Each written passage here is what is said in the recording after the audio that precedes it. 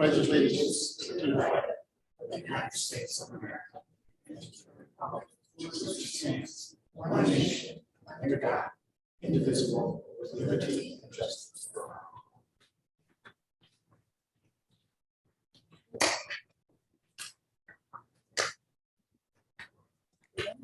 Roll call, please. All right, Mr. Chavez. Mr. Hightower. Here. Mr. Jackson. Present. Ms. Mason. Here. Ms. Mora. Ms. O'Connell. Mr. Sosa. Here. Meeting started. Thank you. Any public participation renewal? Mr. Bernay, online. There is none online. Thank you. No bid, none? I guess, you look.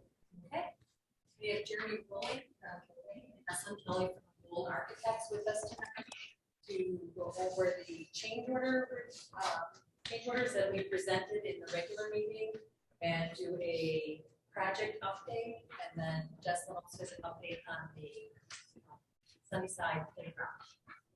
Well, All right, good evening. Joe, we can start with the project. Yes. What does that code say? FF 100. 1 0 and then forward.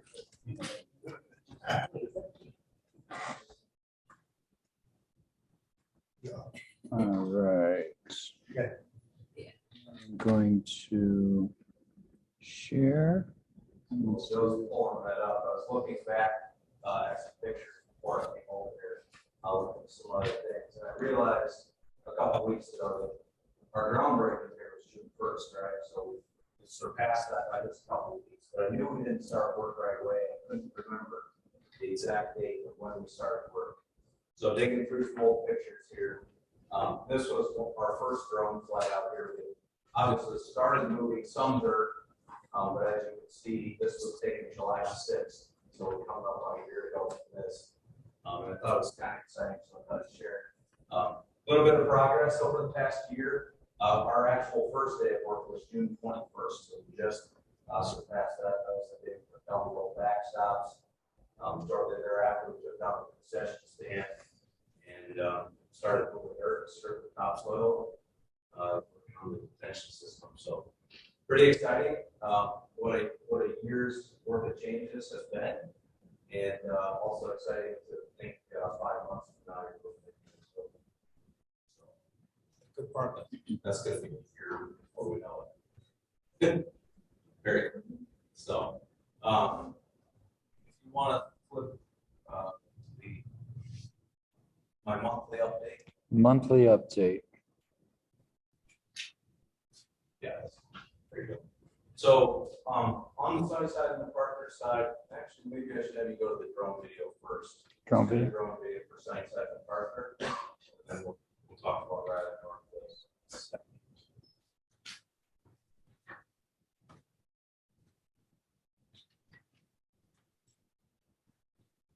So this was taken June 7th.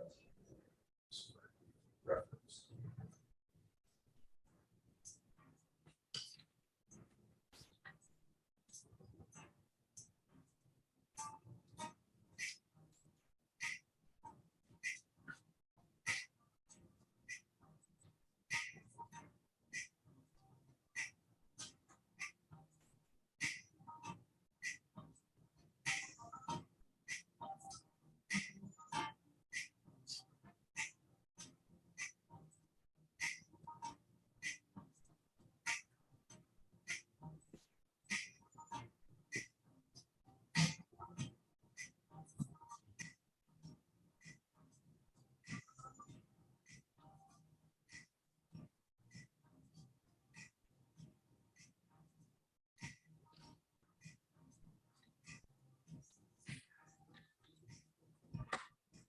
So, as you can see, the enclosure is coming along very nicely.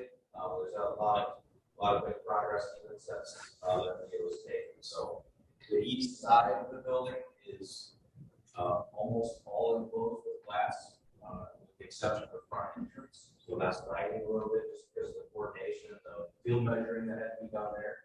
probably a couple weeks out from the front entrance going in. But the east side, will be bumped out by the end of this week with the rest of the glass. You will see some boarded up windows, some things that have blue styrofoam in them. Those are a combination of either pieces of glass that are still mixed in the drinks that we haven't gotten to yet, or they're a metal panel that happens at the second floor line. And those are expected right around August 1st. So those are going to go back with those in once a month. So brickwork, actually, the major brickwork actually finished up last week on Area C, so the north corner, or northwest corner, sorry. And they are substantially complete. There's miscellaneous stuff to do around the site. They're here basically till the end of the week, and they're kind of moving on. So that's a big milestone. Getting rid of that activity as much as we like them here as part of our team. It's always a good thing. It means the enclosure is wrapping up. So I would say 60% of the glass is in the building at this point, and I would say we probably have 2.5 to 3 weeks until the full building is all the glasses in all areas. So we've got a few things, like I said, some pieces of glass, some metal panels that are lagging a bit, a few doors that are lagging, but for all intents and purposes, the glass will be done in the next 3 weeks. So we're still on track to be. Our goal is to have the building lockable, securable by the first week of August. So we're still in good shape for that. There's temporary measures, run up loose ends where needed. The big push there is to start cycling. So at the next board meeting, you're going to see the parking lot along Wolf Road. It's all been tore up. We're going to have to ask you to park on the street out here or in front of the garages. But we do have to redo the parking lot, basically down to the bus entrance this summer preparation for the school year. So we've got to get that work out of the way. Once that's done, we'll move shortly thereafter and finish the west side of the site and the north side of the building. So sidewalks, asphalt work, all the finishing touches, kind of wrap up. Get the new, at the end of the day, the bus drop-off lane. But we'll put it back somewhat in temporary condition so that the existing car line for last year will remain for the first half of the school year. So, roofing wise, we're wrapped up. We have all major sections of roof laid, and we are working on detailing. We probably have a week and a half to 2 weeks worth of detailing work left, and then we have a couple of miscellaneous canopies that need to fit in. So that kind of takes care of the exterior. On the interior, some big progress items this month. We have 7 out of the 9 air handling units running. So the building is conditioned inside. It's very nice. About 65% of the building.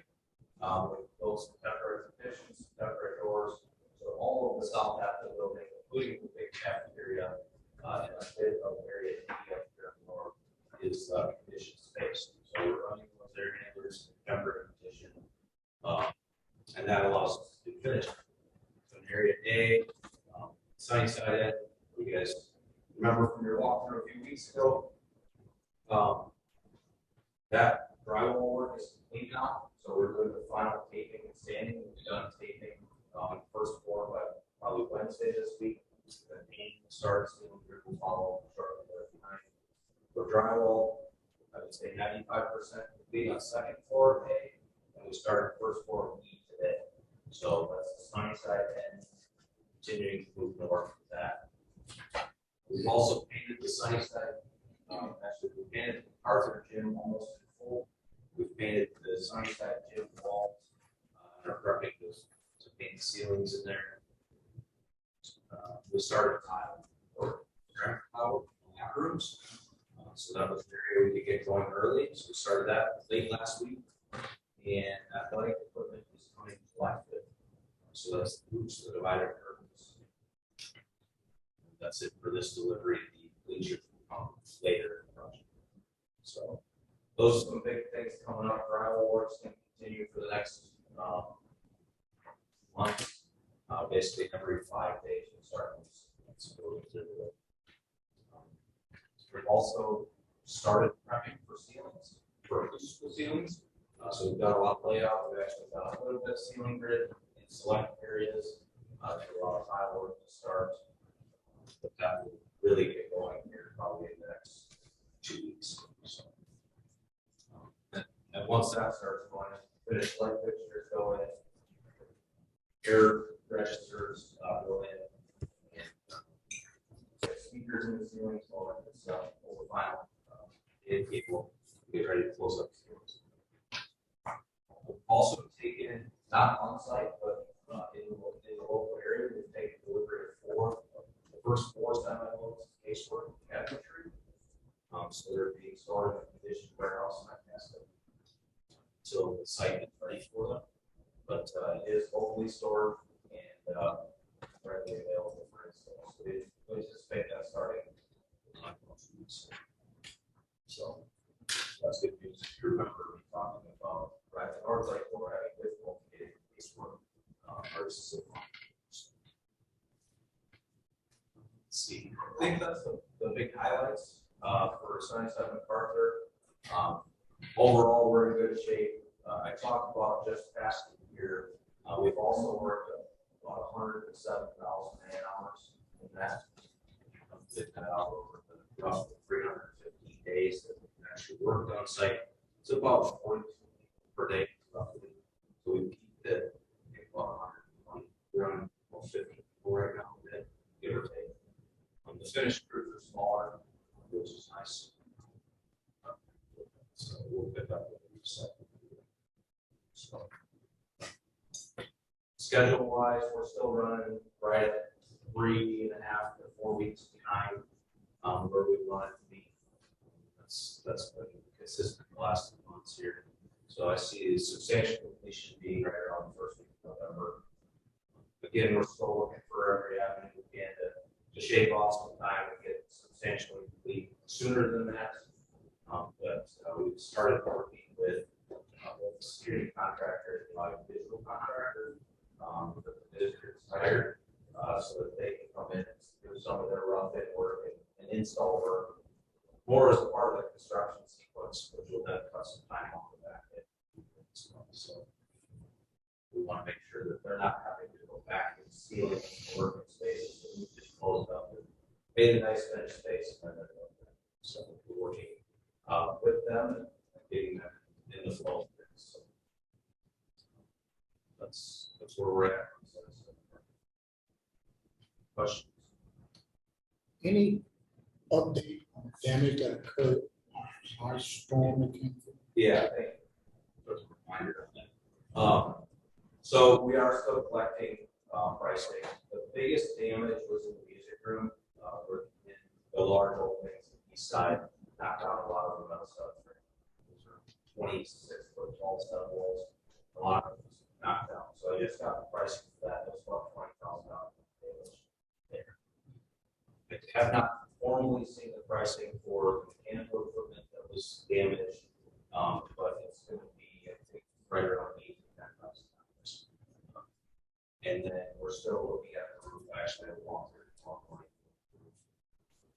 but no major damage is expected on the roof. We don't think anything was peeled back from the hood that was on the roof that was blown off and landed with the construction side of the ground. That did kind of tumble across the roof in a couple areas. There's a little bit of patching that's going to need to be, but no major tear off and redo. So I don't see that. That's kind of that's the extent that we not find any insulation on any mechanical piping or ductwork that had gotten wet as a result of the storm. So social 26, you said 26. No, Yeah. are we gonna have replacement? No, they're already ordered. They might actually be good. So the sad part is it just breaking up all walls 2 weeks prior. But the glass is in one of those rooms now. Will be in the other one. So Any questions so far? Jeremy? Jeremy, when we do the walking for tomorrow. Yep. Is that when we'll check for delamination or anything? yeah, they were out here last week and looked at it. They don't have any concerns with that. So I just want to walk the actions. They've been out here, they're out here today, they're out here all day last week, doing some other finishing touches, so they don't. All right. So then I'll talk about Riley North Lake. Maybe we'll start with the drone video there again. There's a lot of good progress over on that side of the site as well. Since we met last.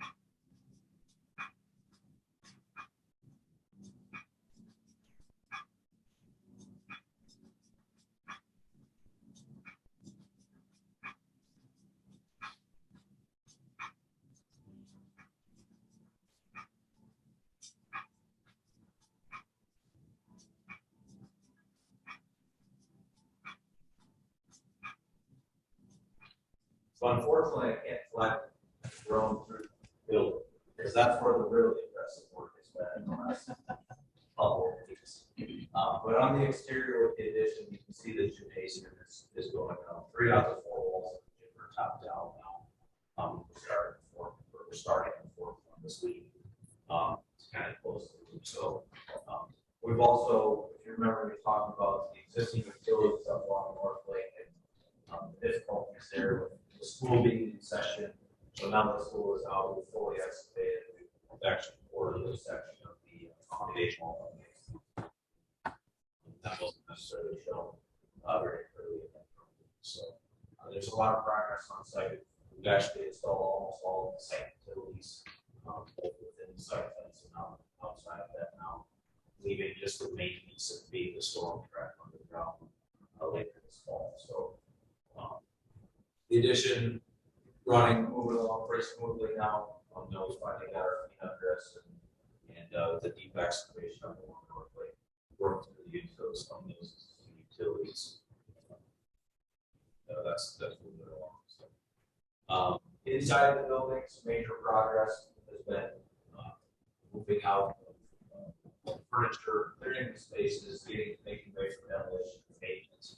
Abatement actually pretty much finished up over the weekend in Riley, and they're in North Lake, probably 60% complete with floor abatement, and then the week after next, they're going to do the basement, which is about 2 week activity, and that's flooring and piping, installation combination. So that's moving along well.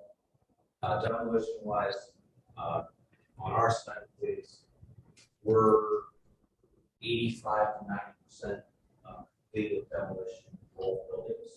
We're just down to the final details and cleaning out things. Sequencing of events has been a struggle in a few instances, just with opening things up and the unknowns having to do it. So it's nothing that we didn't expect. It's just daily challenges that we're working through. Our project's moving along. We started reframing new interior walls today. We started reinforcing some of the steel today for the rooftop units. We also started demolishing 2 of the existing rooftop units and taking them off, preparing for the new ones to arrive in July. So we kind of set the date for those new units. So preparing those with the curves in. Those are Riley, North Lake. Basically just finished this demolition, starting for some challenges with ceilings and on the second floor.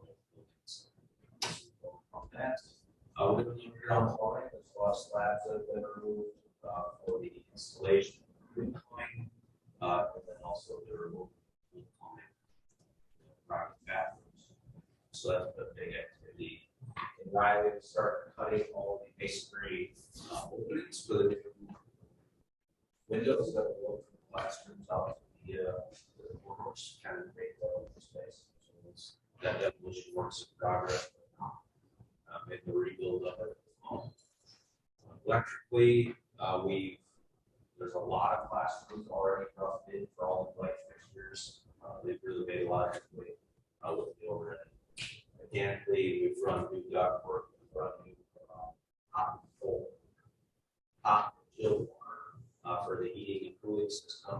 There's a lot of work happening over there. And most of that's geared towards Riley for this first next summer. So I think that's the major items. A lot of that was in the last couple of weeks. Time to start rebuilding back. We're going to start painting here in this probably a week to a week and a half and sealing here in fall. So on the addition, we're about 2 months behind. On the summer renovation, we'll be done for school. So, but no, it's the summer renovation pieces are according. So change there. The addition will be in January.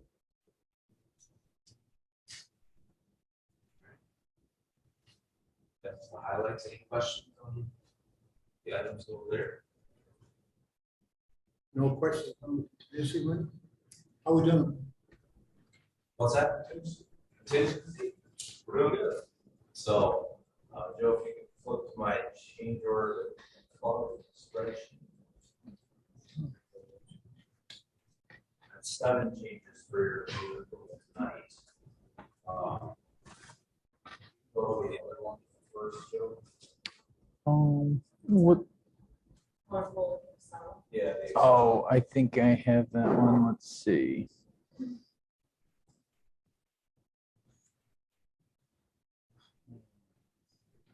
Order log? Yes. Thank you. Second.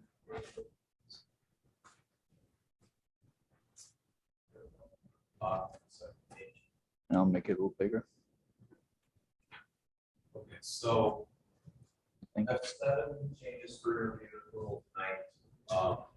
As you can see here, we're still in pretty good shape. The total request for tonight on Sunnyside Partners, $53,848. And on the Valley North side is $75,500. So we're about 28,000, something like that tonight. Working through these things. So I'll talk about the Sunnyside department, and then I'll jump into North Lake Riley and some of the estimated, see some pretty big numbers there with estimated changes. And we're working through those, but trying to give you the most accurate picture of what it looks like forward. So unfortunately, on Riley North Lake, we've passed the time of credits and value engineering. Now we're dealing with existing conditions, putting things back together. Plan. So working through PRs, a lot of those PRs are the result of findings during our demolition and investigation process. So that's what up there.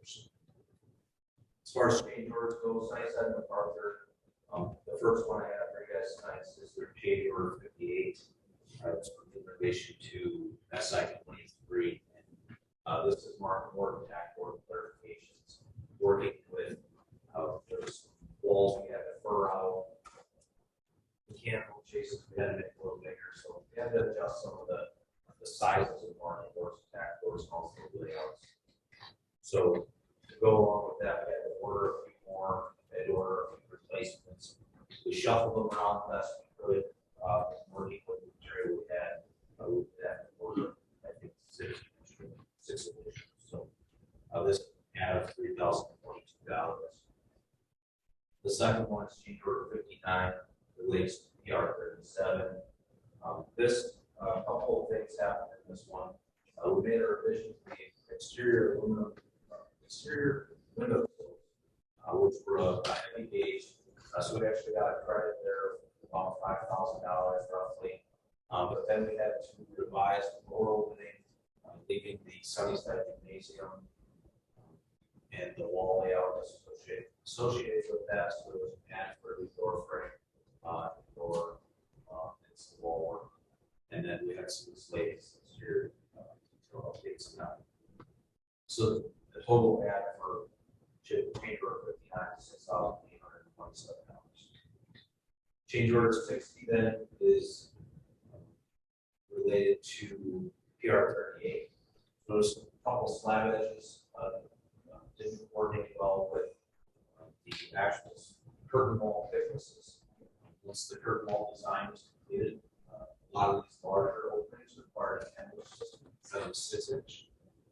What that did is push the back of the frame into the slab. So we had 3 locations where we had to cut off the concrete slab edge. That's included in this.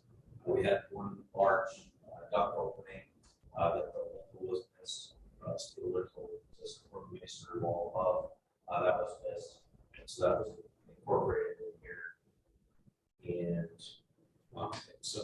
exterior framing detail on about 15 feet of what we call the eyebrow detail, which is kind of that bumped out projection along the windows on the northeast corner. So, this one's a little bit bigger. The total add here is $21,301. Change order 61 then incorporates PR 39. This is in relation to acid traps for science classrooms. Originally, we took a look at this and we looked at adding one of these acid trap acid neutralization kits to all of these things in all of the classrooms. Currently, your curriculum doesn't use any acid that would require these traps. But we wanted to make the future ready. So we looked at adding them to all classrooms. The cost was really high. It was $35,000 give or take. And so we scaled it. We went back to just looking at the science project on city. So the cost on that is $2,500. Change order 62 then is still Sunnyside and Parker. This is something that came up quite a while ago when we were framing the penthouses, the north and south penthouses. We had some concrete slab edges at the penthouses, large gaps between that and the roof deck, about 6 inches in some cases. Other cases, we had the roof deck was tight up against the concrete slab edge, but it was raised about 2.5 inches. So our exterior framing details didn't work out. We needed to modify things for the bearing capacity of the walls. This is something I tried to cover out with steel allowance. Just couldn't do it. I didn't have enough allowance left to cover there. So I'm bringing it back around with you guys. Do some additional steel plates and channels to fill the bridge those gaps. That's a 20. The add here is $20,147. So that's it for Sunnyside and Parker. And then I have 2 right. First one being change order 63 here, which is in relation to our sticks. We reviewed this as a team. There's a couple of things. We're putting new gutters and downspouts on the existing gymnasium, Riley Gym, Speeder Cafeteria now. But currently, the existing ones are in place. We've got a bit of leaking. Originally, we thought they were in the way of new metal panel installation, waiting on whether they are or aren't. But as it we're out, the metal panels going on there, break color, I believe. So we made the decision to replace the gutters. So that's about $17,000 worth of this cost here. There's some grid line revisions, gypsum board soffits, some gypsum board skin. So I've noted it here, I've noted it on the change order, it's actually for signature. It's a $38,310 add, but we are going to go back and revisit the drawing where they were at, the storage rooms where we could either eliminate the ceiling or use a cheaper ceiling than being a acoustical tile grid ceiling. So we're gonna go back and revisit that. We're asking for your approval, not to exceed basis tonight, and then next one we'll break it down. And then the last one here is just your change order 64. This is for the Geo Services, which is the labor division of Gilbane, along with Terra Demolition, provide labor and materials to move the district's property out of the classrooms into storage summer. So the ad here is $37,208. It explores some options with moving companies that not paying out well. So one of the quotes was, I think, $250,000. The other one was something like $400,000. And we just couldn't get that worked out in time, so we're versus much more efficient. Those are the change orders I have for you tonight. Like I said, on the overall, I said really good shape. We still have all of the that originally had contingency through the demolition phase, which is always the interesting part of it. So I will have some more change orders for you next month. Unfortunately, just dealing with this existing conditions.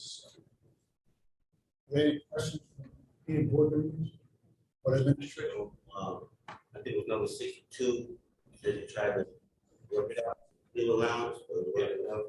So did you end up using all of the allowance, number, asking for the addition, or you still allowance? I've got about $9,500 left in my steel allowance, but we've still got miscellaneous things to do. We've got glass railings to do, handrails to run, so I'd like to reserve that $9,500 and just pay the full 2147. Just have a little bit left to get us through the end of the project. And Ms. Smith, we run those in open session. You know? So we can move in the regular meeting, part of the session, before we pass action on the change orders. The upcoming change orders for next month, a lot of that surrounds the abatement and some of the demolition that were discovered during the demolition the last couple of weeks. Yeah. No questions from the board. Yes. I just want to make sure that at the end, it said we're looking for something cheaper. Yeah. I just want to make sure that we don't change, save. No. So what I with that bad wording on my part, a drywall ceiling is much more expensive than traditional tile, typical laid tile ceiling with your metal grid. So that's all we're looking at is changing from drywall to either acoustical tile, like 90% of all of your buildings will be, or just eliminating the ceilings altogether. So it's a storage. It doesn't necessarily use not necessarily now. Just go back to looking at is it really required? I think the cheaper part in that is really what labor costs. Yeah. How expensive it is from the drywall versus something else.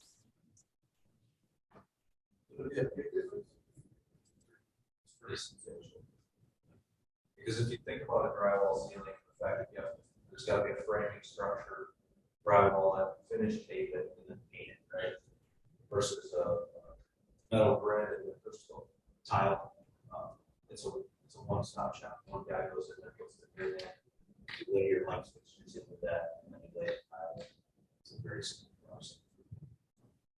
So there's quite a difference in the square foot price.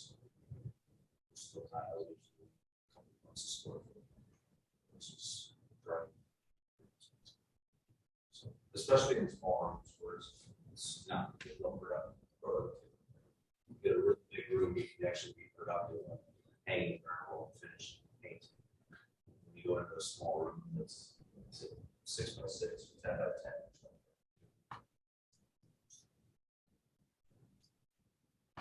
No other questions? It's going to add an extra question. So I learned in a meeting last week from Mr. White that one of the ideas that came out from our discussion, we talk about all these SDs, is in the maintenance closet, the custodian has a mop and a bucket. Sometimes the ceiling tile makes it difficult because you're actually hitting the ceiling tile with the mop. I hadn't thought about that. So he actually thought it was even more practical to not have the ceiling tile. I wouldn't have thought of until we had that conversation again. Thanks, Terry. Yeah, thank you. That's because I'm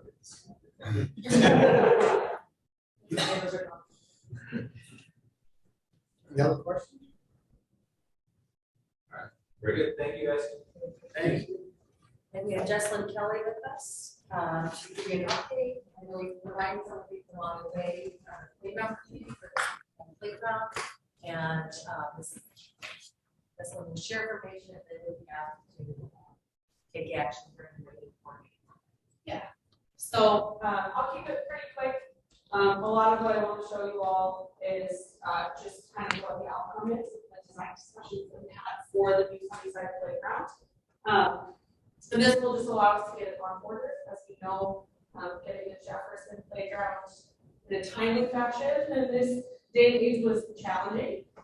So we're being proactive and making sure that we can get there. So what we are proposing, we have the breakdown of costs within the separate kind of pots of the budgets. We have what we call an FF&E budget, or furniture, fixtures, and equipment. That's what the playground budget is coming out of. So we've already purchased all of the furniture for Sunnyside, Arthur, Brighton, and Northlake. That is done and came in under budget in those funds. We allocated $350,000 for the Sunnyside playground, and our base design comes in pretty much right on that. In our discussions as a group, there was an opportunity to add an additional accessibility ramp to the physical play structure, and including that proved to be important in all of our discussions, but pushed the budget just slightly over that $350,000. So what we are proposing is that $353,701 total. And as part of this, if you want to scroll down to the last page, or the second page, yes, this one right here. I've shown the impact of taking that out of contingency. So the contingency very specific only to this part of the project is $360,000. So taking that $3,701 overage out of contingency still leaves us under budget, given where furniture came in. Also wanted to highlight we are still holding that extra 5% freight delivery contingency inside that furniture number. So ideally that comes in even lower. We have that safeguard as well. So what we are asking the board to decide on is either the base design or the inclusion of the ADA ramp. You will still have inclusive features. There's kind of a zero entry. I don't know all the technical terms. We get a zero entry carousel for someone in a wheelchair or using a mobility aid to be able to walk into, as well as an accessible swing and one other feature. So it wouldn't be the only feature for differently able students, but it would be an additional feature for the community. So just wanted to bring that to everyone's attention. We're still tracking very, very well on the FF&E budget. And we'll be looking into costs and estimates for signage of lines. I have touched base with a couple of different reps to make sure that those are still accurate. And we're still holding well on those. So do you have the presentation? Just you want to go? I think it's your, yeah. the images? Yeah. So just wanted to look at kind of what you're looking at for that. So I think the target was a full grade of students. So we're looking at from the 3rd to 5th grade age range, about 160 students in very playground. A lot of conversations around American Ninja Warrior style play structure. So there's a lot of open-ended play, a lot of climbers and things of that nature. So really just taking a look at, we had a lot of really good conversations with Mr. Johnson and Mr. Shora to talk about what their students really like. Went through a couple of iterations and landed on this particular design. So,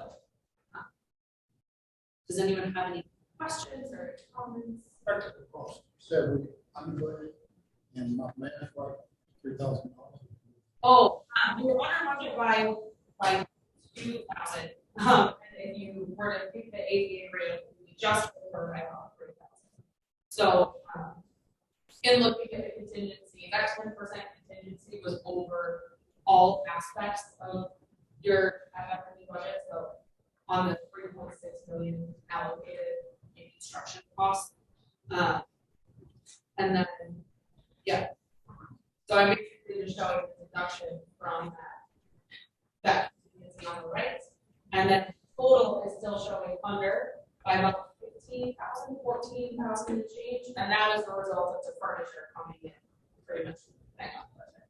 And no more delay in the furniture things this year. There is some furniture warehouse. I have a kind of a weekly check-in with the furniture vendors, and they're still assuring me that it's all on track. It should all be in their local warehouse in the next 2 weeks. I'm ready for delivery at Riley and North Lake in time for school. The Sunnyside MacArthur is lagging a little bit, but that's to be expected. Because it will be. And sales like will be served on for Smith. Yes, the playground is not finished yet, right? They're close, but one of the things that happened there, put the swing set. So we had to have them remove it and put it in the right location. So that backed us up a little bit more, but we need to get it right. So that's where we're at. Now, it looks like they're probably going to be finished as of today. My guess is if they work next week or next week, but then we have no children because summer school will be finished. So I'm thinking we're going to do the dedication for that when school will be. That would be fun. But the plaque is up over there already. The playground does look very nice. This is now the Jefferson playground. Yeah. There goes a area with a gate or. So it will be fully secured. We do have pipe bollards or big posts because it is right adjacent to the drive lanes of the buses. And we do, I believe, have a slight perimeter fence, but it is open to the rest of the space. The one other thing I will mention is that with this budget, we're able to get all turf surfacing. So no wood chips. We talked a lot about the difference between the rubber surface and the turf. Cost-wise, they're very comparable. The turf should give you about an extra 5 years. And it doesn't have any snow melt needs in the winter time. So that was something that we talked a lot with Mr. White about to make sure that we hit all the maintenance needs there as well. So that's going to increase your budget correctly because first you get on the cost of that. No, I think that this is a better service that will last longer, require less maintenance of that. I will not have yearly wood chip replacements. I will not have winter costs to Snow melts are. snow melt. And this is warranty, I think, for the 15 or 20 years. I think the rubber had a 5-year warranty and the turf had a 20-year warranty. We were all shocked, and then when Mike Superlin came back, the gentleman from Team Real, he came back with the proposal, said they were very comparable, as Justin mentioned, but we were really surprised that was as close as it was, and the warranty was such a bit different, and just the regular. Yeah, it had a lot of extra bonuses to the insurance.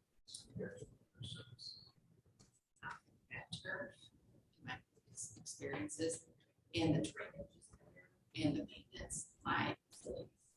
I speak to my previous experience. My facilities department was static with the turf. They virtually had nothing to do with it. Compared to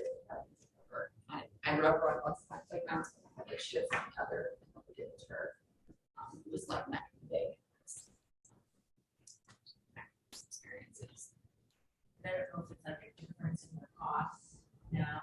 Because the turf wasn't even introduced as an option previous, when we had the pre-K playgrounds or just playground. So I guess the cost was more significant. I think this is one of the oddball benefits of some of the market issues. It unfortunately increased the cost of rubber, but this stayed flat, so it's kind of really nice that we'll choose to see a benefit. I suppose. It's like to say, Is the grant, is that, okay. Yes. This is the grant, I'm just- Yeah, so it allows a wheelchair bound or mobility aid student to get to that first platform, and then there's transfer points up to that second platform. And they can go down kind of a lower level of slides and still have someone be able to. And this is another piece of equipment that is wheelchair accessible. Sweet.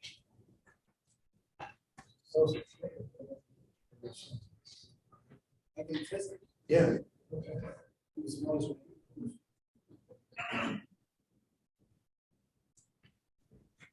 It's a hard to.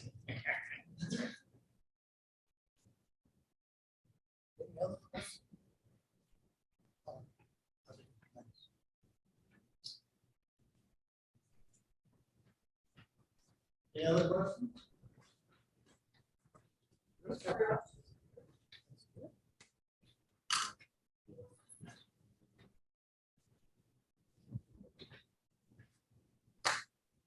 No questions from the board, Emily's presentation. No concerns, issues? Thank you. Can I get a motion to adjourn? Ms. Mason, second. Mr. Jackson. Roll call. Mr. Chavez, Mr. Hightower, Aye. Mr. Jackson, Aye. Ms. Mason, Aye. Mora, Ms. O'Connell, Mr. Sosa. Aye. Meeting adjourned. You're welcome. Today we will go right into our regular board meeting. You're always welcome. All right. Okay. Roll call, please. Chavez, Hightower, Here. Jackson, Aye. Mason, Mora, O'Connell, Sosa. Yeah. Meeting started. Thank you. Public hearing. Yes, so this evening we have the public hearing on the amended budget for fiscal year 2022. And in your background information, I highlighted the areas that were changed. If you recall, when we talked about this during the audit presentation, the main goal was to eliminate the tracking of the state non-cap payment, which we track on the revenue side as well as on the expenditure side, but that was like an accounting purposes only. There was never any transfer of funds. So Joe Lightcap presented the audit in December. He shared that most of the districts have gone away from that practice, and it creates a an item in our audit to identify that is not doesn't match. So the main purpose of tonight's amending the budget to remove that. I did some adjustments to clean up some other areas within the budget expenditures, and especially on the capital projects to account more closely for what the actual expenditures were. At the start of the school year, we estimated the progress they would make.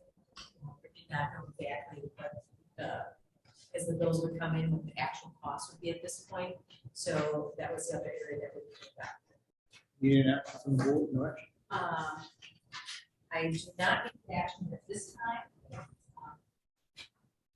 Later in my section of the meeting, you'll be asked to take action. Okay. So are there any questions? Any questions from the board?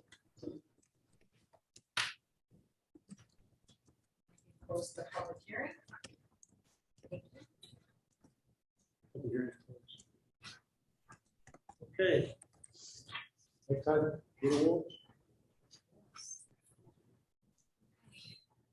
So we have the food service, food supplies.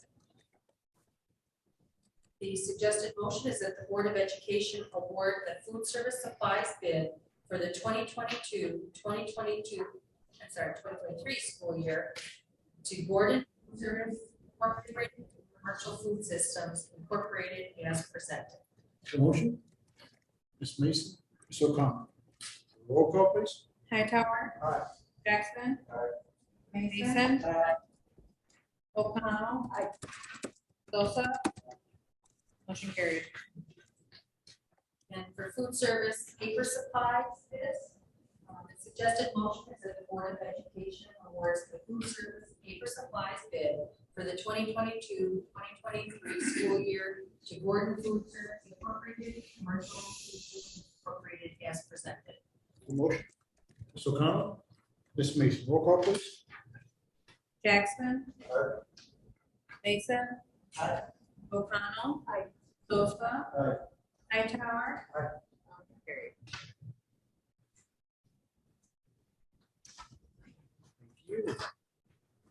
Okay. public participation. We ask that the Board of Education accept the written correspondence as presented. Motion. Ms. O'Connor. Ms. Mason, roll call, please. Ms. Mason. Aye. O'Connell. Sosa. Aye. Hightower. Aye. Jackson. Aye. Motion carried. There's no in-person public comment, Mr. Burke, is there any online? So there is no public comment. Mr. President. Okay. Thank you. Okay. I guess we, the motion to close session. Open. We have a new bid. To approve the minutes of the regular board meeting of May 23rd, 2022.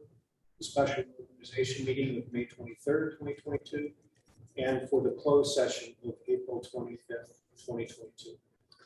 Get a motion. Motion. Jackson. Ms. O'Connor. Roll call, please. Hightower. Aye. Jackson. Aye. Mason. Aye. O'Connell.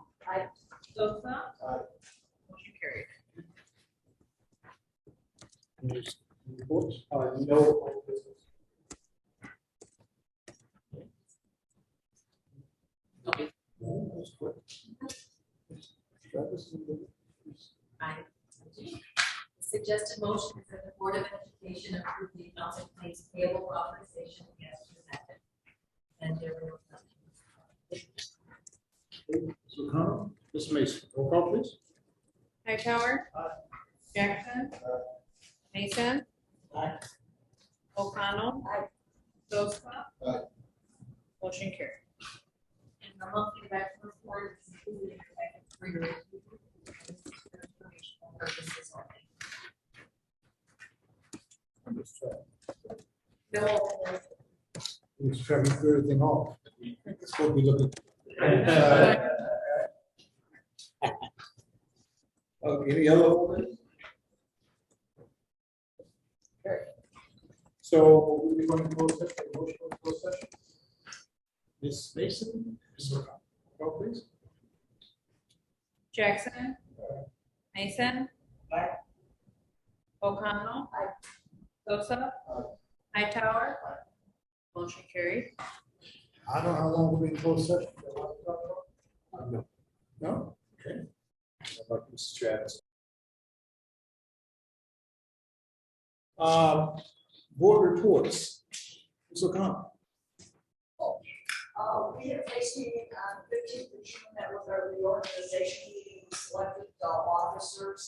93 will be president, 209 is vice president, just 88 is the secretary. We didn't have a whole lot of discussion.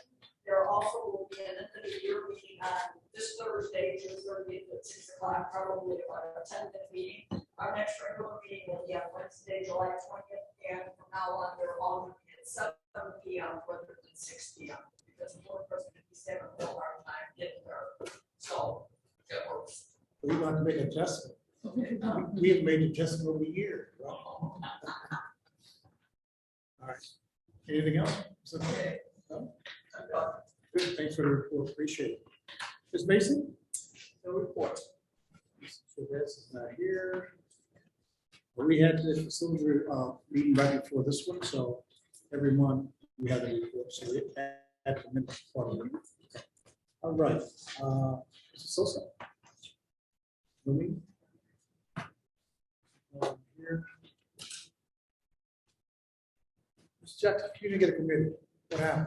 I am, I'm on Oh, so make excuses. We'll fix that.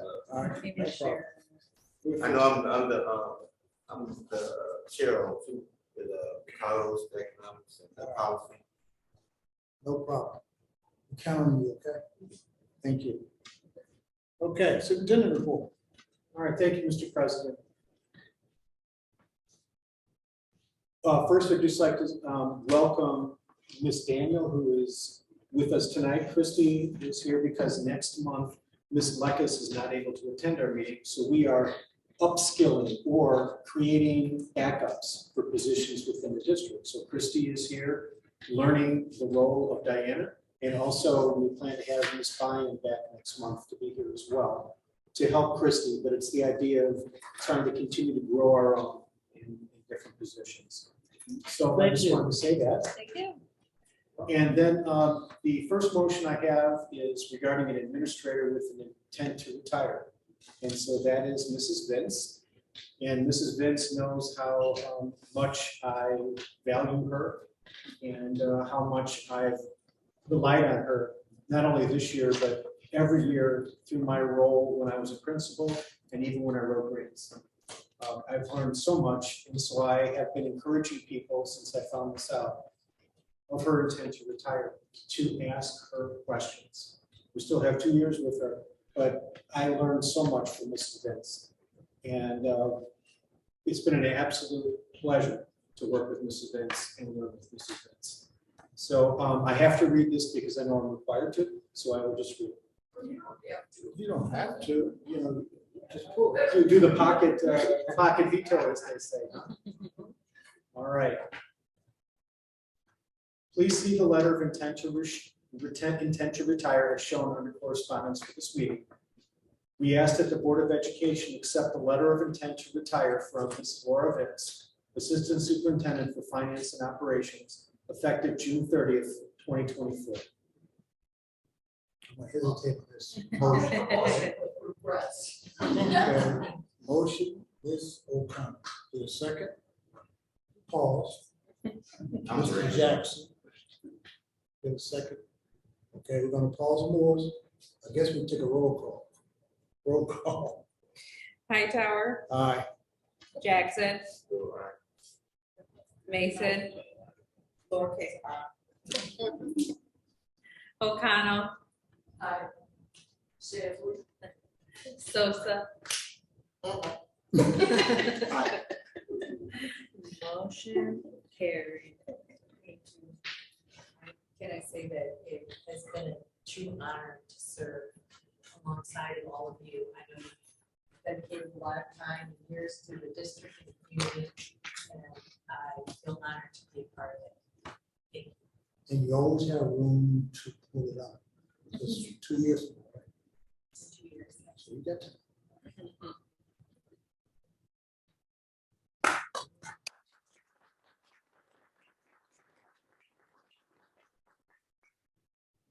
We ask that the Board of Education accept the resignation of the following personnel.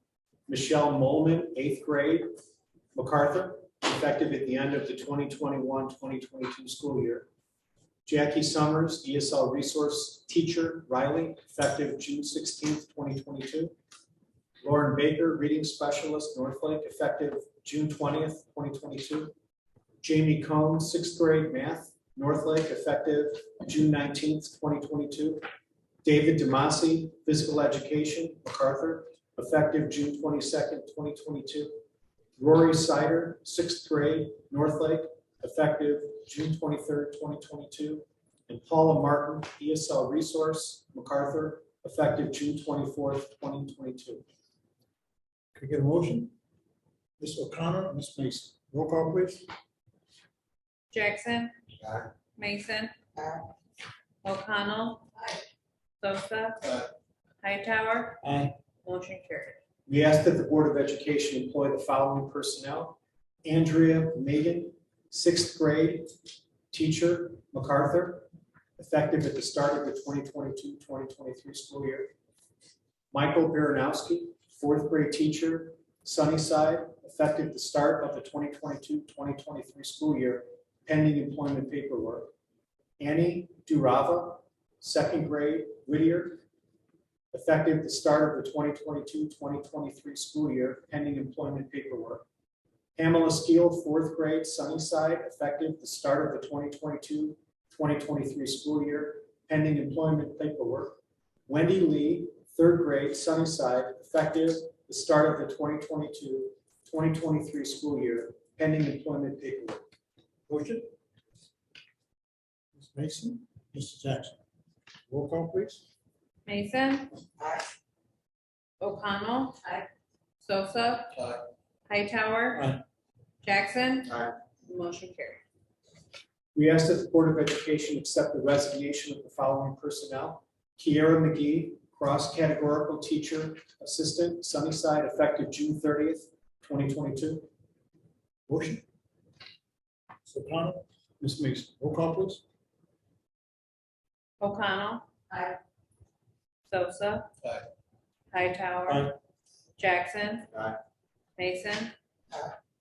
Motion carried.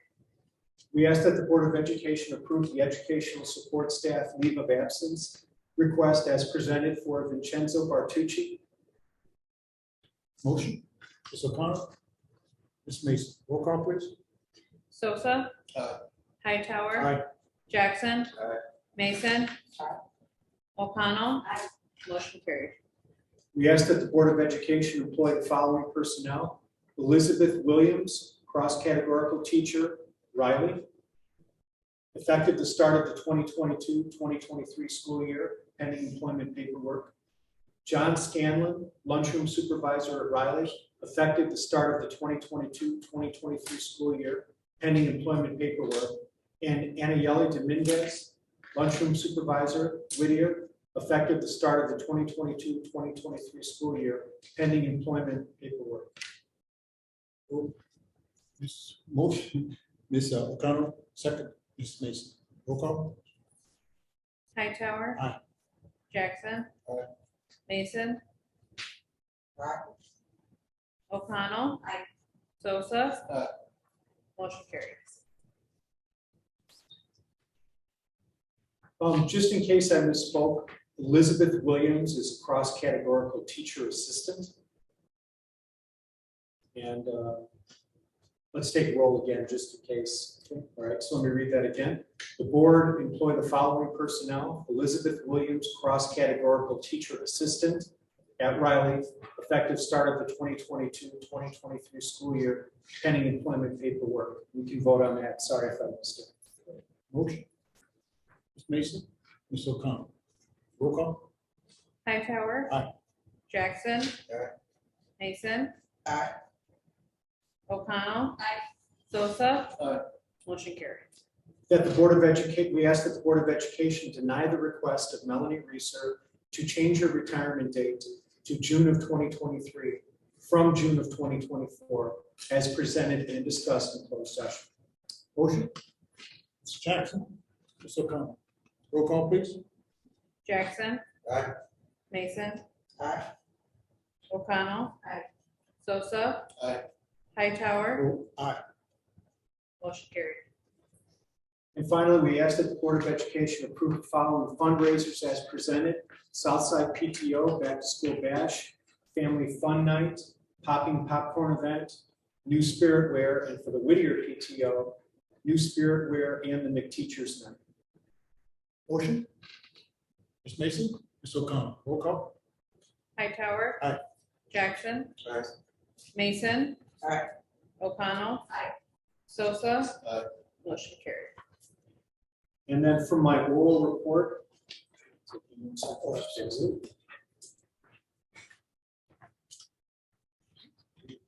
So just two things in my oral report. The first is on the strategic plan. So I'm sharing with you now a copy of, not of the strategic plan, but I just wanted you to have an example of the kinds of things that we are working on. So that extra copies for Mr. White. You can have that. And then Dale, I have another copy for Joe, if we could give it to him. So everything that we are doing in our strategic planning process is actually on our website. And so I will be sending that link to you Thursday or with our next weekly memo. But I just wanted you to have an idea of one of the things that we've worked on. So we've had several meetings. It's been a wonderful team of about 24 parents, students, staff, administrators. We've even had a couple of high school students come back and be a part of this process. It's been fabulous. And so one of the things that we did that I thought was very rewarding was called the SWOT analysis. So that stands for strengths of our district, weaknesses of our district, opportunities for our district, and threats for our district. And so what I gave you is an example of what we've worked on. So we've gathered data, and then the team has gone through this data to try to identify things that are relevant for District 87. So for example, in the packet you have, on the very first page, some of our strengths as identified by the team. That our community supported the $105 million referendum that came up not only from the team, but also through a survey of our parents. 34 years of state recognized financial management. That was very important for our parents, that we have a track record of managing our fiscal resources. That we are striving to improve our academic achievement. Parents recognize that's something we are working on, but that actually, it's a strength that we're working on it, but it's a weakness that we have to improve it. So it kind of goes together. Just a few other really quickly, we have relatively small class sizes compared to the state. That's viewed as a strength. Also, that another is that our student achievement in math in particular has been growing. So that's for an example of what some of the strengths are that the team identified. If you turn to the next page, there's a draft of some of the weaknesses that were identified. Student academic performance, as I mentioned. Student social, emotional, and health needs. A lot of this was directed back from parents about what the children had just gone through with COVID. And we talked a lot about being ready to pivot if we need to. Should things change again, we're ready to go back to social distancing and all of the things that we do. But we also need to move forward with learning as well. So we are prepared to move forward with that. And one of our weaknesses is that we need to close the achievement gaps, particularly long-term in reading and math. Another weakness was identified as student readiness for kindergarten. That came up as, especially because of COVID, because many parents did not have their children go to a preschool or go to an in-person daycare even. So that is something that we are aware of that is potentially a weakness. Staff morale, pride, engagement, commitment, and innovation, that's a potential weakness for us with everything that staff has just gone through in the last 2 years with in-person learning and remote learning. We also know that there's a national teacher shortage. There's a lot that goes into this item, but it's important to be self-reflective. That's a weakness that we need to improve upon. And then finally, having competitive salaries, because that's another area that we have to work on with our profession. If you turn to the next page, what came up with were some draft opportunities, meaning things we could explore. One of the things that came up through looking at the data is perhaps restructuring the day. And what this is referred to is possibly exploring down the road, having late arrivals or more early dismissals, and perhaps introduce late arrivals for the professional development opportunities to take place that are needed. As you know, there are always more and more mandates that are put on the teachers.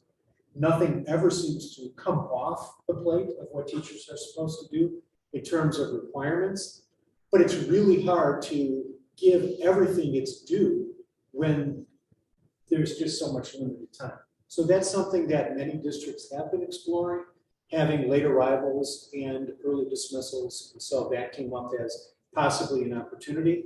Also, I'm just highlighting a few of these, recruiting diverse teachers to have our teaching staff be more reflective of the children that we teach. That was another opportunity that came up. And then if you move further back in, you'll find a section called Hopes and Dreams, Aspirations, where the participants brainstorm things that they would like us to look at, mottos, things related to our mission statement and our vision statement. And if you turn back in a little bit further, we even came up with something that was called the elephants in the classroom. This was something that came up from our team where they talked about grades are often overvalued and are not necessarily reflective of progress toward a standard. So that's something that came up from the team. Another was to work with helping develop learner agency and engagement, self-sufficiency and independence with our learners to help them basically become better learners, all of our kids.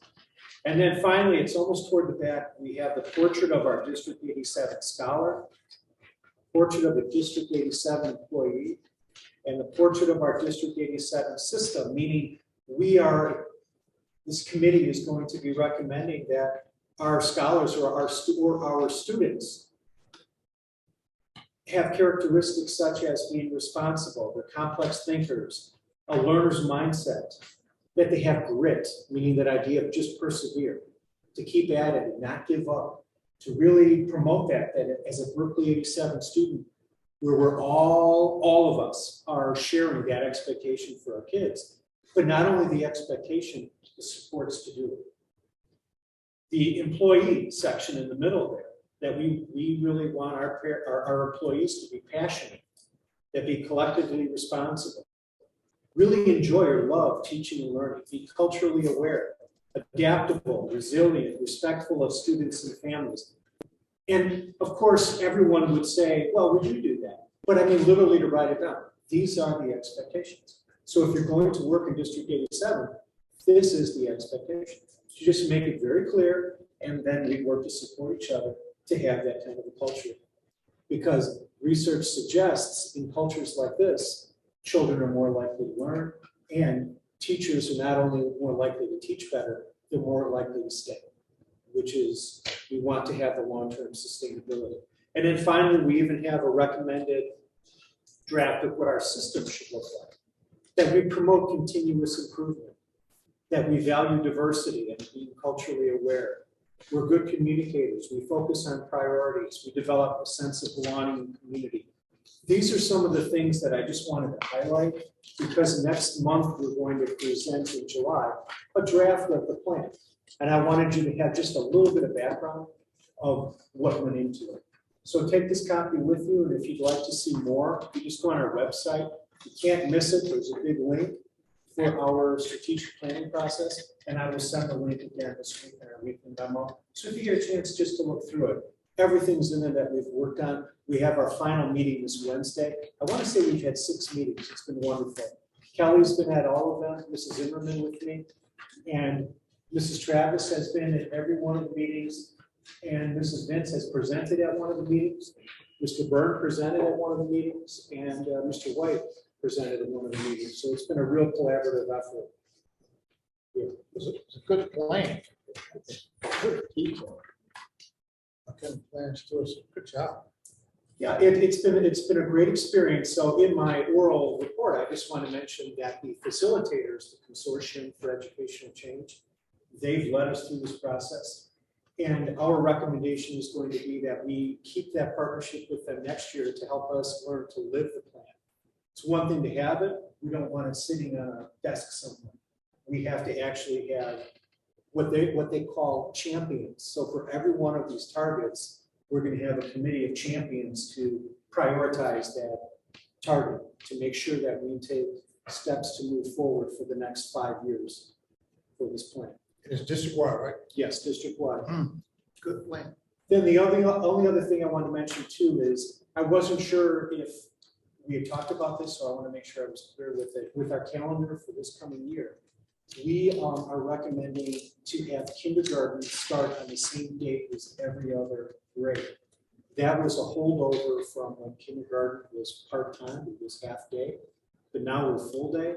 And in talking with the principals, it's really a good idea to get all the kids in on the first day so they learn how to use the bus routes, they learn the procedures. A lot of those how to do school things are taught on the first day.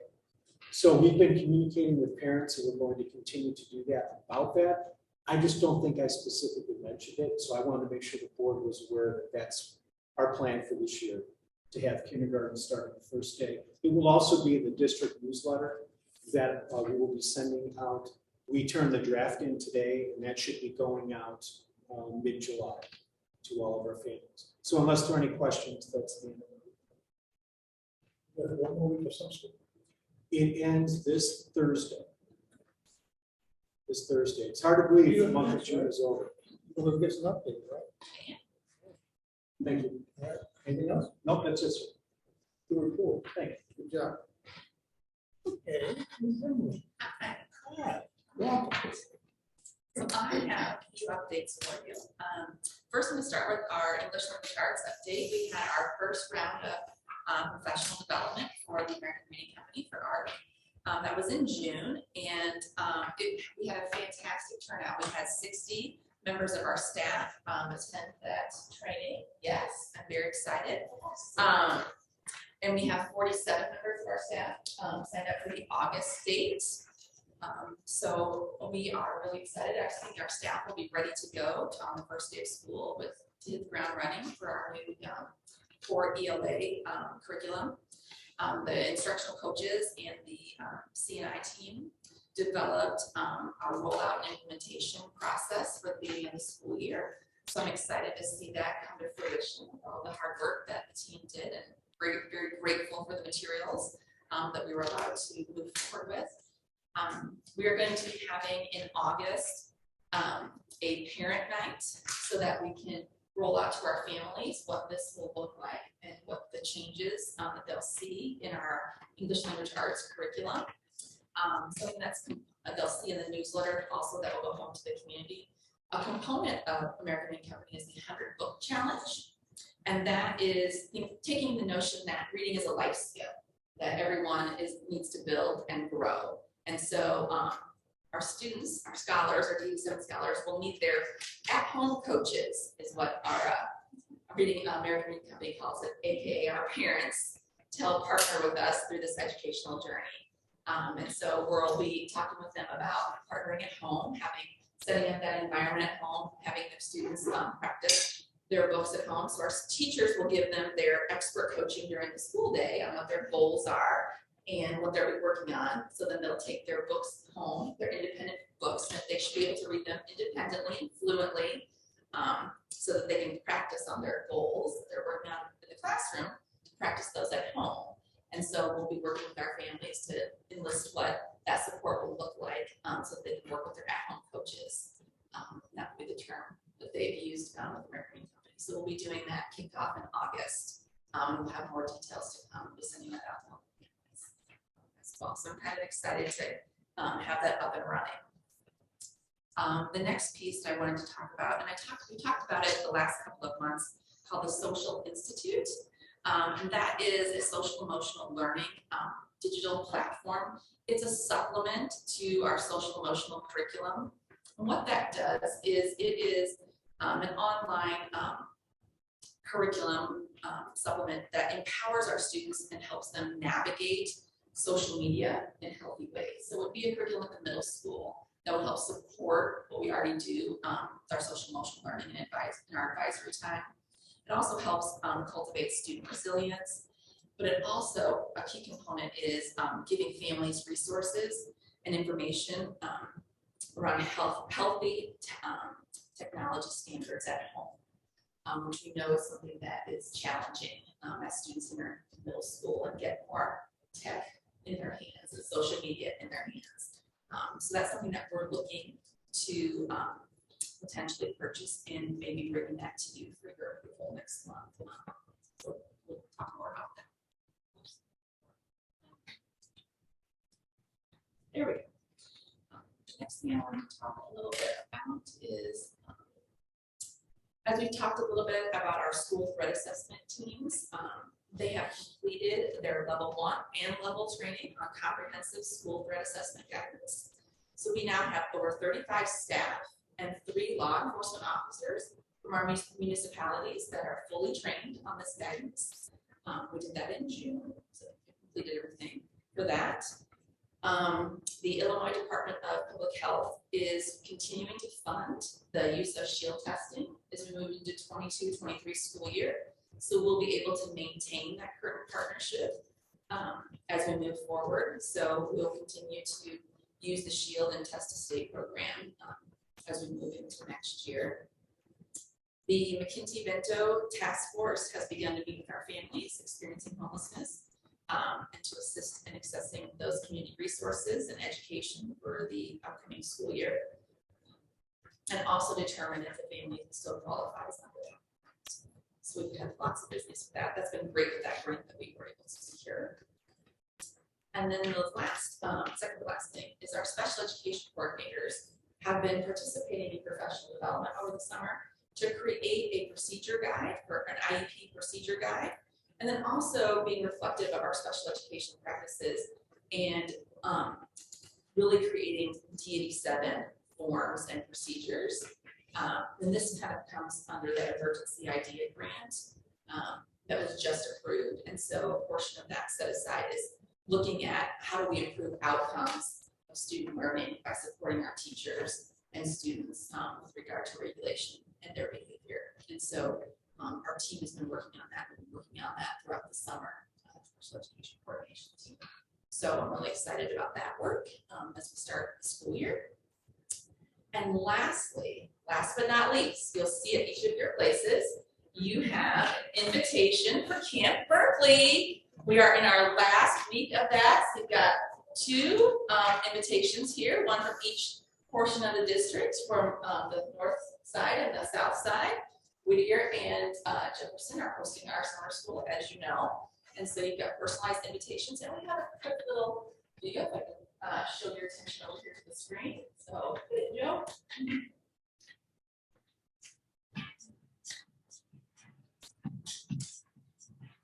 I'm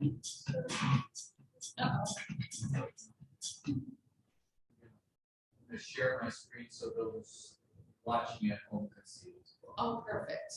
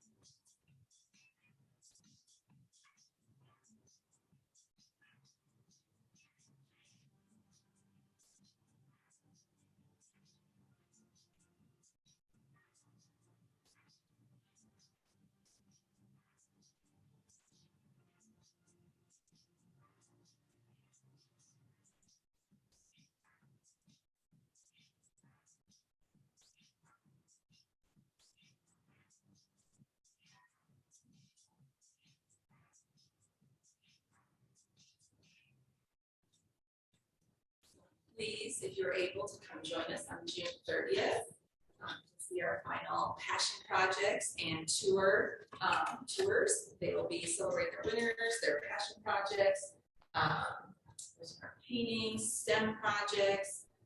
They have just done a phenomenal job. I cannot tell you. The staff has done an amazing job. Ms. Barr, Ms. Lewis, and Dr. Roxana in coordination. And our kids have had a ball. It has just been amazing. It's just been fantastic. Can't say enough. Wow. It's been great. Good. It's been great. Our summer school. It's amazing. Amazing, amazing. Yes, kids are excited to be there. Excited. All right. Good job. Any questions here? Questions? Did you have any questions? You attended? in my schedule right now, trying to make.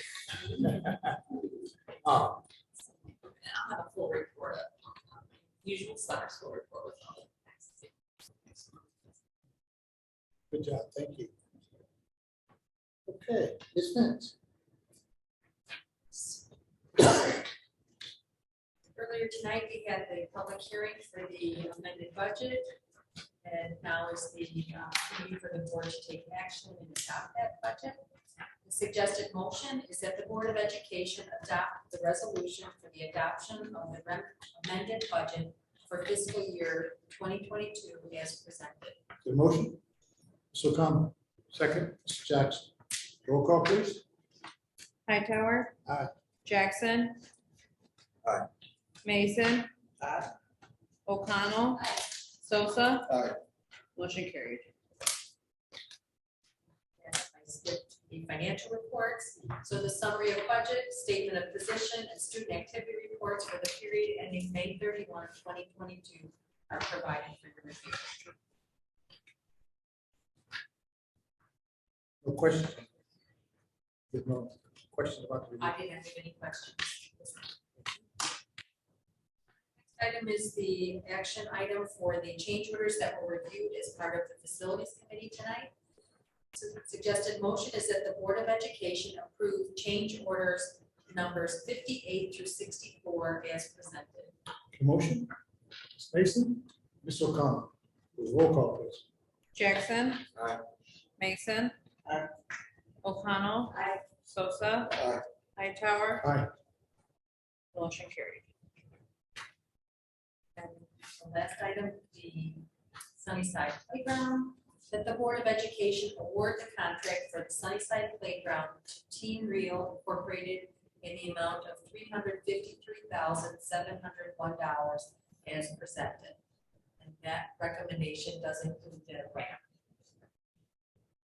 Motion. Mr. Jackson, Mr. Sosa. Roll call, please. Mason. Aye. O'Connell. Aye. Sosa. Aye. Hightower. Aye. Jackson. Aye. Motion carried.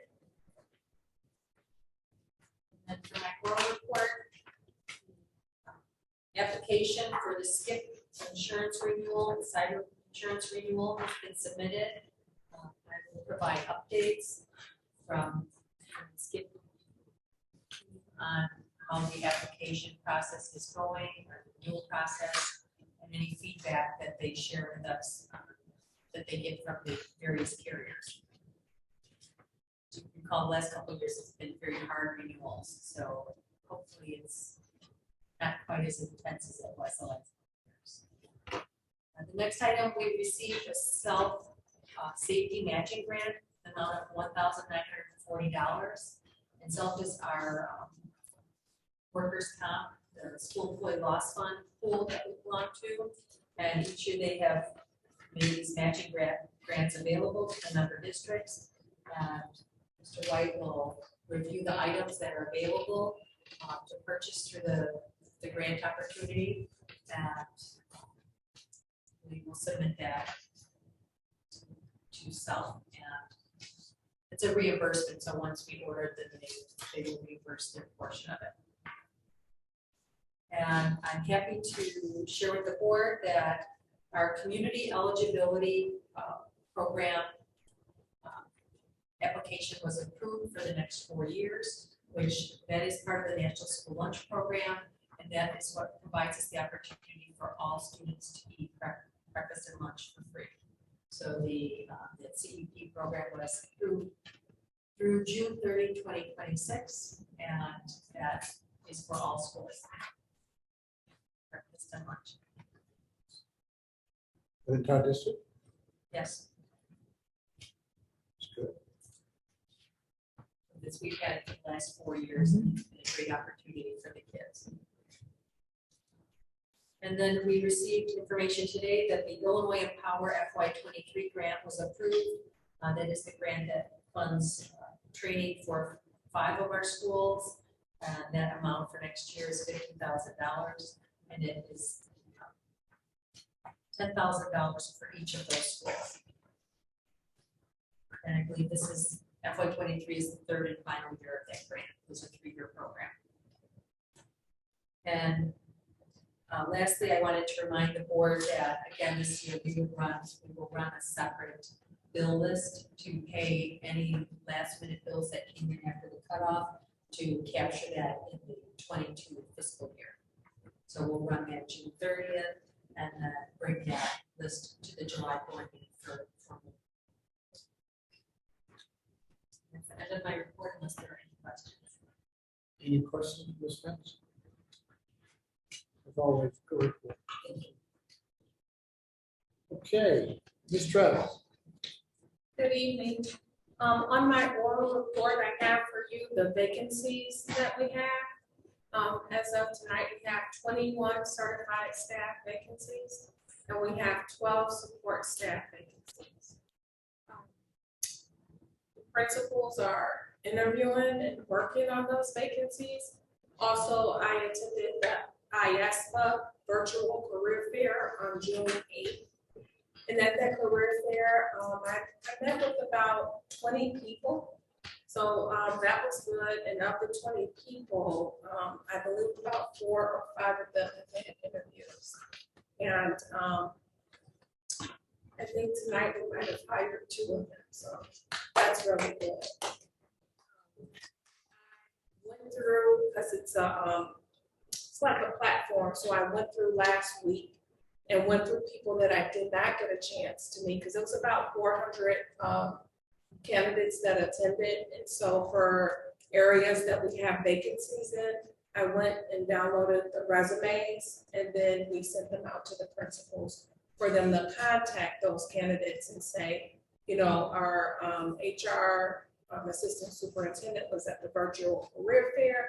You didn't get a chance to speak with her. We're reviewing your resume. If you're interested, please apply. And then they can schedule an interview that way. So we'll continue. Earlier this year, we went through all of our career fairs for resumes, made folders and sent them out to the principals. And then anyone I see as applicants become available, I reach out to candidates and then reach out to principals so we can interview them. It is very competitive. We're moving into July. So I will be contacting the principals and talking with them. We got to get started because this is what we have now. We do not know what July will bring. And so we have to just work really hard and, you know, try to fill our positions. Any questions? Yeah, I would be competitive. Well, our salary schedule, you know, they're set. You know what I'm saying? So we have lost candidates to, you know, they receive more in salary. So we have been, because now what I do if a candidate decline our offer, I do reach out and say, may I ask why? So some of them closer to home, some of them closer to home. Some of them do tell me more pay. So I'm keeping a spreadsheet of the reasons so we can take a look at why they are declining. And when our staff resign, I do go through an exit interview. Either now it's via phone call, but before they left, we met in person, so I can also find out why they're leaving. We're confident you're going to be able to fulfill these. We have to. We know we confident. Yes. Are you like Bob now about making work? Or reaching out to more people? No, it's not keeping me from reaching out to more people. I'm constantly like looking at resumes, trying to make connections. It's a lot going on, there's things going on, but this is really a priority. You know, I was just thinking maybe if you had a system or something, even temporarily, just to help you get more in touch with people. Need that, you know, something. Don't you have? Thank you. If it does come to that, Betsy Ortiz, that's my administrative assistant. Awesome. Anything that I need her to do or with us contacting people, we're tagged to. We will work really hard. I just really have to connect with the principals and we have to get people in here. Because what's competitive is everyone is, you know, looking looking for teachers.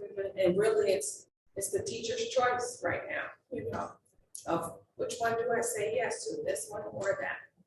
So it's very important, and we have to move quick. If we are interested in the candidate, really there too, we have to offer. Otherwise they will accept someplace else. Sometimes it's about timing. So if the principals tell me they're interested, like today, I know a principal was interested. I reached out to that candidate. We're very interested. We just need to check your reference. As soon as we check your references, we will be offering. Here's what Berkeley 87 is all about. So when we check your reference, I'm waiting for you to tell me yes. You know, and she appreciated it. Mr. Jackson, thank you though for your Appreciate it. remarks. We appreciate that very much. I just wanted to add that one of the challenges that, and our principals work on this, but they do not work all year. They finish basically the second week of June. They finish for the year. And they need some time to recruit, to recharge as well. But we need to explore the amount of time that they work. Because one of the things we could explore is perhaps having principals work the month of June. Because they are interviewing now, and they have to, even if they are off. It's kind of one of the quirks of the position, because if we wait, as Mrs. Travis just said, there will not be any candidates. But technically, they're off work right now. So it's just something we have to, kind of like with school, that the whole strategic planning, things have changed a little bit. So we have to make sure that we have more resources than just one person, as you said. And we are working on that, but that is something that I think is part of a long-term plan that we need to look at. Maybe not principals working a 12-month, but maybe they work the month of June as an example, because this is a hot time. But thank you for bringing it up. Thank you. And thanks for volunteering.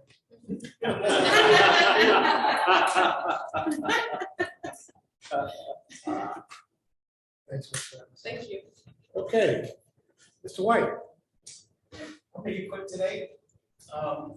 Wednesday, July 6th, we're going to do our 1 hour power shutdown. Just to remind the board, we are part of an energy program to where if the grid gets overloaded, they would contact us to power down our buildings to conserve power. Now, in order for that to happen, we accepted that deal because we get paid for that deal. So how it works is, once a year, we turn power off for 1 hour. They take measurements, depending on the voltage drops in our buildings. Our pay scale will be rated on the amount of power during that test. So we shut down as much as we can during that 1 hour. Now, for that next whole year, they can ask us to turn power down. Now, we can say yes or no. If it's during the school year, we can say no, we have school going on. The odds are, if it was to happen during the summertime with the heat, you know. So we took that gamble to go ahead and go through with it. And from the 5 years, however long we've been doing it, we've never been asked to shut it down once. But we made a good deal of money. They'll pay us. If they don't ask us to shut the power down, they send us a check. And it's a good deal. It's been a great deal for us. And this Wednesday is when we do that for this next following year's calculations on that pay scale. During the storm, how much water we get downstairs? The basement at North Lake had about 2 to 3 inches of water down there. The irrigation company came in. Luckily, most of it had been empty before construction. There was some furniture and stuff that we stored inside the locker rooms. But the construction, Gilbane did fantastic. They had generators up, draining that water out like immediately as soon as they come in. The remediation people came in and started drying things out. It all happened very quickly and responded very, very fast. So there wasn't much damage. Most of it was concrete. We had a few drywall down there that we cut and dry off.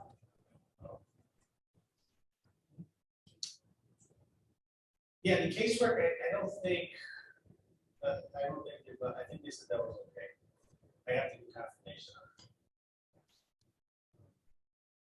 But yeah, so that's where that was. It was pumped out, cleaned up over the next, but it was pumped out that day. The following day, the dryers start drying. So that's it, and then just as a reminder, next month's board meeting, parking lot may not be completed yet. Park on the north side, park in front of the garages, if there's any spots open there, and along there. Yeah, question. Any questions from the board? Ms. Barnes?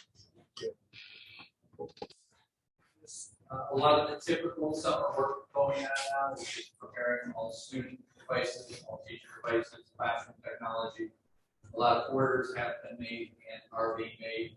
700 Chromebooks, 100 document cameras that we're getting ready to receive. Probably get that ready for the start of the school year.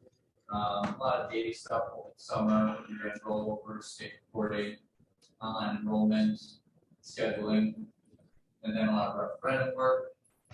With 2 schools open for the start of the school year, Riley and Northlake, new networks, new classroom technology, Sunnyside and MacArthur not far behind. And then I have just kind of like an on-the-horizon project, keeping in mind security and authentication, specifically now on staff accounts. We've done a pretty good job with student accounts. We're thinking about expanding multi-factor authentication and different processes and procedures on how we onboard staff to make it more seamless for our users. Each year it seems like there's more and more online accounts. So again, you think about people being able to seamlessly access those accounts and the security type. So that's kind of an on-the-horizon project that started.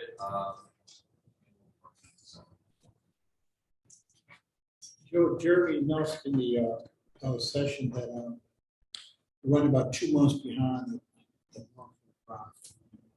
Are you anticipate any shortcomings for us to open those schools up? Technology. Yeah, we anticipate not receiving materials, and therefore we have contingency storage.